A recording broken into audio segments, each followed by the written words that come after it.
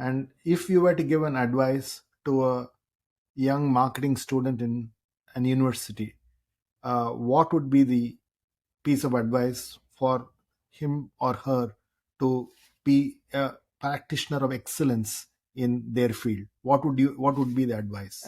These are excellent questions, and since I teach a lot of them, including the Gen Zs and Gen Xs, and this is something very close to my heart, in the sense that I know that I'm impacting a lot of these people, and so I look for. I want to go back to very basics. What are the basics? Basics is that a successful marketer, a budding marketer, has to be have an open mind, which is very difficult nowadays in this world where attention is scarce, right?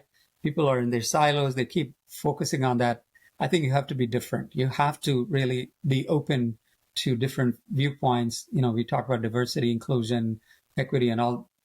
That's absolutely important, but be open to a diverse set of views, different viewpoints, and so on, because there's no one single answer to a lot of questions. There's a lot of possibilities, and so that's openness. And you got to be like a sponge. You have to keep absorbing, because we're learning new things as we go along. So that means even though I might have done a degree, undergraduate, or an MBA or something, it just gives me the starting point. It does not make me an expert. It does not make me an authority and an expert, right? And so being open to absorbing newer things and changing my views as I go along is very important. And another important skill is that be very analytical and hands-on. So in other words, it means understand, be very comfortable with data analysis. Be seeking out rather than saying I can tolerate it, right? A lot of people say I'm a creative person, I don't want to deal with data.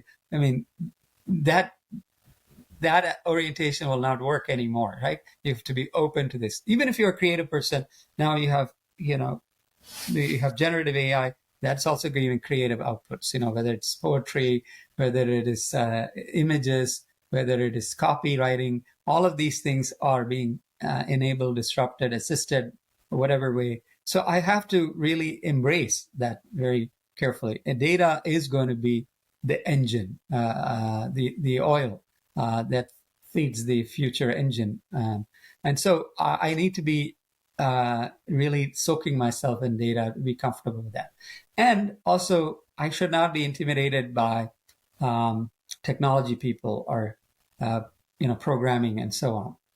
I don't have to be a great programmer or anything. Now, coding is being redefined by generative AI, right?